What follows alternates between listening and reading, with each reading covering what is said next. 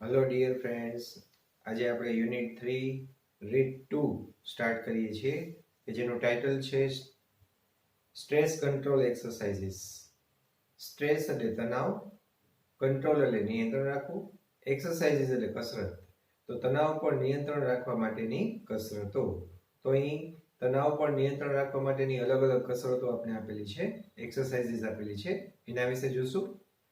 First exercise તમને આપેલી છે કે જેનું હેડિંગ આપેલું છે short meditation 1. Short meditation, short એટલે ટૂંકા સમયનું, મેડિટેશન એટલે ધ્યાન. તો ટૂંકા સમયના ધ્યાનની એક્સરસાઇઝ નંબર 1 કે જેમાં ફર્સ્ટ સ્ટેપ આપેલું છે make yourself comfortable. Make comfortable એટલે સ્વસ્થ બનાવવું. તો તમારી જાતને પહેલા સ્વસ્થ બનાવો એન્ડ ક્લોઝ યોર આઈઝ, અને તમારી આંખો બંધ કરો. સેકન્ડ છે ચૂઝ અ વર્ડ, એટલે એવો શબ્દ પસંદ કરો ધેટ સિમ્બોલાઇઝિસ, કે જે પ્રતીક સમાન હોય.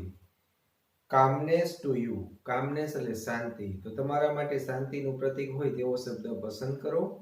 કેવા શબ્દ હોઈ શકે? તો કે એમાં આપેલું છે હાર્મની એટલે સુમેળ કે સંવાદિતા, ટ્રાન્ક્વિલિટી એટલે માનસિક શાંતિ, સેરેનિટી ગંભીરતા, પીસ શાંતિ, અને રિલેક્સ એટલે રાહત. આવા શબ્દો પસંદ કરો કે જે તમારા મનને શાંતિ આપતા હોય. નેક્સ્ટ સ્ટેપ છે meditate on your chosen word. Meditate એટલે ધ્યાન ધરવું, ચોઝન વર્ડ એટલે પસંદ કરેલો શબ્દ. તો તમારા પસંદ કરેલા શબ્દ પર તમે ધ્યાન ધરો. Visualise scenes that tie in with the word. Visualise એટલે મનમાં દ્રશ્ય ઊભું કરવું. સીન એટલે દ્રશ્ય. તો એવું મનમાં દ્રશ્ય ઊભું કરો that tie in with the word. Tie એટલે બંધાવવું. તો એ શબ્દ સાથે બંધ બેસતું હોય એવો દ્રશ્ય મનમાં ઊભું કરો. Or build up mental images. Mental images એટલે માનસિક ચિત્રો, અથવા મનમાં એવા ચિત્રો તમે બનાવો that illustrate the word. Illustrate એટલે દર્શાવવું કે વર્ણન કરવું. તો શબ્દ દર્શાવતો હોય એવા ચિત્રો છે એ મનમાં તૈયાર કરો. You can also spend some time imagining. Spend એટલે વિતાવવું, સમ ટાઈમ એટલે થોડો સમય, ઇમેજિનિંગ એટલે કલ્પના કરીને. તો તમે કલ્પના કરીને થોડો સમય એવો વિતાવી શકો છો. What it would feel like if you experience the harmony or tranquility inside yourself. What એટલે એવું કે જે, it would feel like કે જેનાથી તમને લાગણી થતી હોય. If you experience એટલે અનુભવ થવો, હાર્મની એટલે સંવાદિતા, or tranquility એટલે માનસિક શાંતિ, inside yourself એટલે તમારી અંદર. તો તમારી અંદર સંવાદિતા કે માનસિક શાંતિનો અનુભવ થાય એવી લાગણી થતી હોય એવા શબ્દની કલ્પના કરીને તમે થોડો સમય વિતાવો. લાસ્ટ પોઈન્ટ આપેલો છે ઓપન યોર આઈઝ અગેન. તમારી આંખો ફરીવાર ખોલો. તો આવું એક ટૂંકા સમયનો ધ્યાનની એક્સરસાઇઝ તમે કરી શકો છો તણાવ ઘટાડવા માટે. નેક્સ્ટ આવે છે શોર્ટ મેડિટેશન 2, એટલે કે ટૂંકા સમયના ધ્યાનની એક્સરસાઇઝ નંબર 2. ફર્સ્ટ પોઈન્ટ આપેલો છે પિક અ મટીરિયલ, એટલે એક એવું મટીરિયલ એટલે વસ્તુ કે પદાર્થ. તો એવો કોઈ પણ એક વસ્તુ કે પદાર્થ તમે લો. સચ એઝ એટલે એવો કે જે, dress, fabric, a stone, a piece of wood, or anything else that appeals to you. Dress fabric એટલે કોઈ ડ્રેસનું કાપડ, સ્ટોન એટલે કોઈ પથ્થર, પીસ ઓફ વુડ એટલે લાકડાનો ટુકડો, ઓર એનીથિંગ એલ્સ એટલે બીજું કંઈ પણ વસ્તુ કે જે અપીલ્સ ટુ યુ એટલે તમને આકર્ષતું હોય. તો આવી કોઈ પણ એક વસ્તુ તમે લો. સેકન્ડમાં આપ્યું છે વિથ યોર આઈઝ ક્લોઝડ, એટલે તમારી આંખો બંધ કરીને. Explore the texture of this material. Explore એટલે શોધવું, ટેક્સચર એટલે બનાવટ કે રચના, અને મટીરિયલ એટલે વસ્તુ. તો તમે જે વસ્તુ પસંદ કરી હોય, લીધી હોય, એની રચના છે એને તમે તપાસો. લાસ્ટમાં આપેલું છે spend at least 2 minutes doing this. Spend એટલે વિતાવવું, એટલીસ્ટ 2 minutes એટલે ઓછામાં ઓછી 2 મિનિટ. તો આવું કામ કરવામાં તમે ઓછામાં ઓછી 2 મિનિટ જેટલો સમય વિતાવો. તો આ એક્સરસાઇઝ 2 થઈ શોર્ટ મેડિટેશન માટેની. નેક્સ્ટ એક્સરસાઇઝ આવે છે જેનું હેડિંગ આપણે આપેલું છે give your brain oxygen hit. તો તમારા બ્રેઇન એટલે મગજને ઓક્સિજન એટલે કે પ્રાણવાયુ આપો. તો એમાં જોઈએ આપણે half the problem with being stressed એટલે કે તણાવયુક્ત હોવાની અડધી સમસ્યા જે છે તે unable to concentrate properly. unable એટલે અસમર્થ હોવું, concentrate એટલે ધ્યાન કેન્દ્રિત કરવું, properly એટલે યોગ્ય રીતે. તો તણાવયુક્ત હોવાનું તેમજ યોગ્ય રીતે ધ્યાન કેન્દ્રિત કરવા માટે અસમર્થતા હોય એની અડધી સમસ્યા જે છે એ છે કે that you don't breathe deeply enough to supply your brain with sufficient oxygen. You don't breathe એટલે તમે શ્વાસ લેતા નથી, ડીપલી એટલે ઊંડાણથી, ઇનફ એટલે પૂરતા પ્રમાણમાં. કયા હેતુ માટે? તો કે to supply your brain with sufficient oxygen.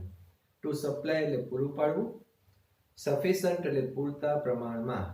તો પૂરતા પ્રમાણમાં તમારા મગજને ઓક્સિજન પૂરો પાડવા માટે તમે ઊંડાણથી શ્વાસ પણ લેતા નથી.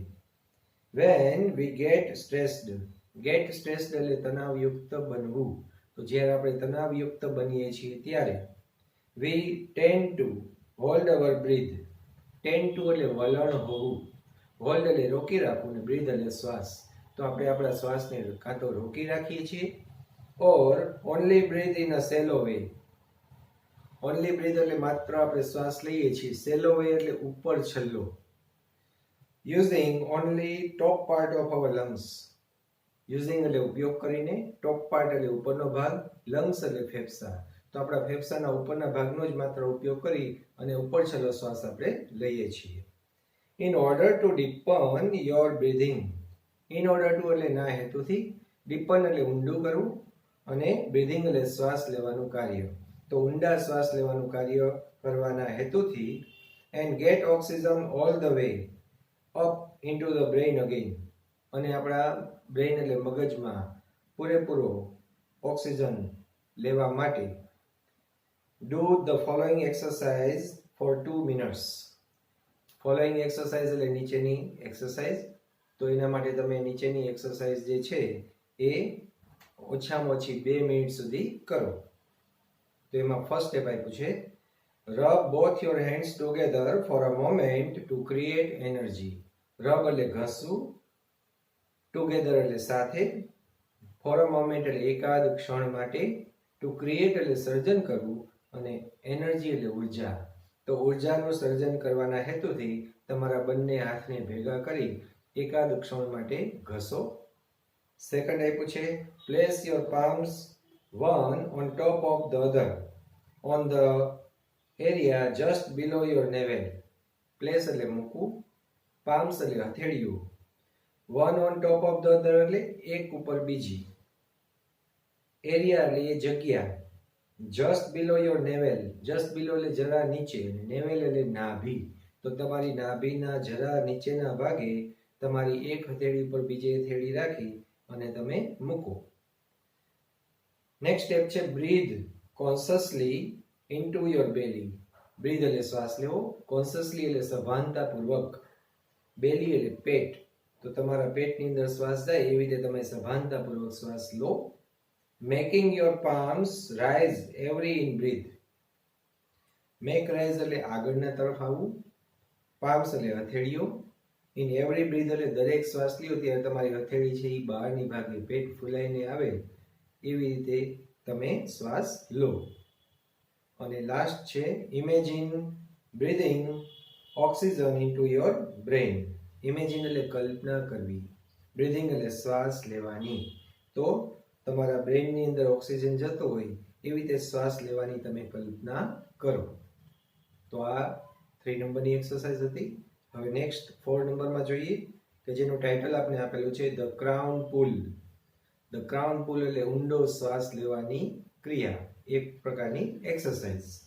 તો ત્યાં આપણે આપ્યું છે when we breathe એટલે કે જ્યારે આપણે શ્વાસ લઈએ છીએ ત્યારે there is a microscopic movement microscopic એટલે અતિ સૂક્ષ્મ, મૂવમેન્ટ એટલે હલનચલન.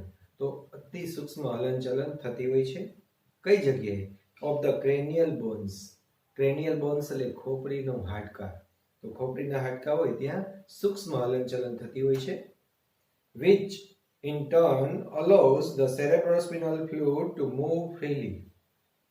કે જેના કારણે અલો એટલે છૂટ મળે છે. સેરેબ્રોસ્પિનલ ફ્લુઇડ, ફ્લુઇડ એટલે પ્રવાહી.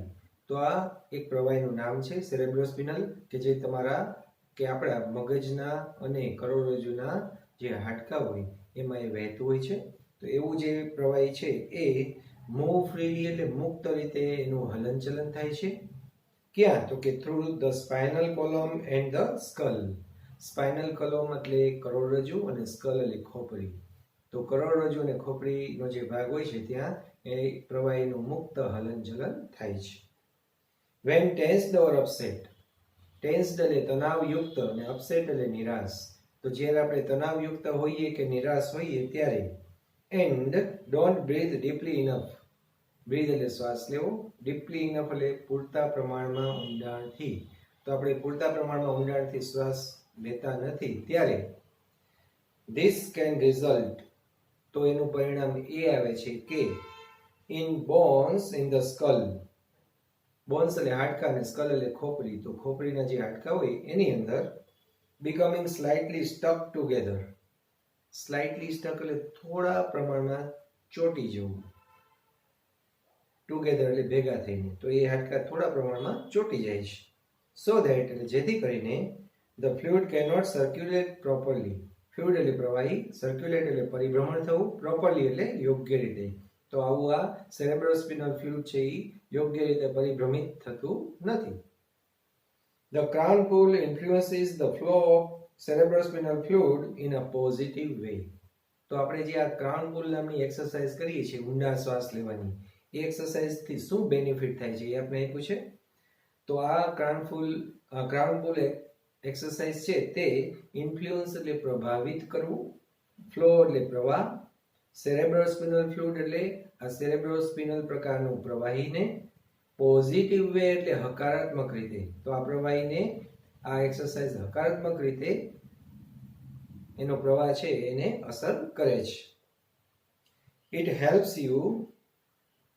helps calm your nervous system. It helps એટલે આ એક્સરસાઇઝ તમને મદદ કરે છે.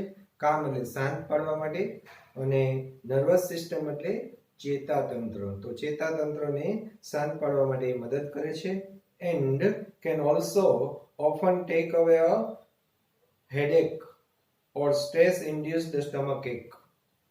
often એટલે ઘણીવાર, take away એટલે દૂર કરવું, headache એટલે માથાનો દુખાવો, stress induced stomach ache. Stress induced એટલે તણાવને કારણે ઊભું થયેલું, સ્ટમક એટલે પેટ અને એક એટલે દુખાવો. તો તણાવને કારણે ઊભો થયેલા પેટના દુખાવાને પણ એ દૂર કરે છે. as well as તેમજ helping you think clearly, અને તમને સ્પષ્ટ રીતે વિચારવા માટે મદદ પણ કરે છે. તો આ એક્સરસાઇઝમાં શું હોય છે એના સ્ટેપ હવે આવે છે, સ્ટાર્ટ થાય છે. ફર્સ્ટ સ્ટેપમાં આપ્યું છે place both of your hands with your fingers like combs on top of your head. place એટલે મૂકવું, both of your hands એટલે તમારા બંને હાથ, with your fingers તમારી આંગળીઓ સાથે, fingers એટલે like એટલે ની જેમ, combs એટલે દાંતીઓ કે કાસ્કો, on top of your head એટલે તમારા માથાના ઉપરના ભાગે. તો તમારા માથાના ઉપરના ભાગે કાંસકાની જેમ તમારી આંગળીઓ જે છે એ આંગળીઓ સાથે તમારા હાથ મૂકો. સો ધેટ એટલે જેથી કરીને, હવે આપણે નેક્સ્ટ પેજ પર જોશું, પેજ નંબર 32 પર. So that your little fingers, જેથી કરીને તમારી લિટલ ફિંગર્સ એટલે નાની જે આંગળીઓ છે તે are touching your hairline at the front. Touching એટલે સ્પર્શ થવો, હેરલાઇન એટલે વાળ, અને ફ્રન્ટ એટલે આગળના ભાગમાં. તો તમારા વાળના આગળના ભાગમાં તમારી આંગળીઓ સ્પર્શે એવી રીતે તમારે રાખવાની છે. સેકન્ડ સ્ટેપ આપ્યું છે firmly press down on to your scalp. Firmly એટલે જોશથી, પ્રેસ ડાઉન એટલે દબાવવું, સ્કાલ્પ એટલે તાળવું. તો તમારા તાળવાના ભાગે જોશથી તમે દબાવો તમારા હાથ એન્ડ પુલ યોર ફિંગર્સ અવે. પુલ અવે એટલે દૂર લઈ જવું અને ફિંગર્સ એટલે આંગળીઓ. તમારી આંગળીઓને તમે દૂર લઈ જાઓ. ક્યાંથી? તો કે from the mid line. Mid line એટલે મસ્તકનો વચ્ચેનો જે ભાગ હોય છે ત્યાંથી નીચેની તરફ દૂર લઈ જાઓ. Combing outwards with each hand. Combing એટલે જાણે કે વાળ ઓળતા હોય તેવી રીતે. તો બંને હાથ આવી રીતે વાળ ઓળતા હોય તેવી રીતે નીચેની તરફ લઈ જાઓ. નેક્સ્ટ સ્ટેપ આપેલું છે now place your hands in the same way higher up on the middle of the head. Place એટલે મૂકવું, યોર હેન્ડ્સ એટલે તમારા હાથ, ઇન ધ સેમ વે એટલે એવી જ રીતે, હાયર અપ એટલે વધુ ઊંચે, મિડલ ઓફ ધ હેડ એટલે મસ્તકના વચ્ચેના ભાગમાં. તો મસ્તકના વચ્ચેના ભાગમાં વધુ ઊંચે તમારા હાથ આવી જ રીતે મૂકો.